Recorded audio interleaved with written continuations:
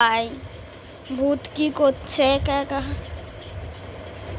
দেখো বসে বসে কিভাবে জিনিস নষ্ট করছে সবাই দেখো কেউ ওর সাথে কথা বলবে না এরকম ভাবে জিনিস নষ্ট করে ও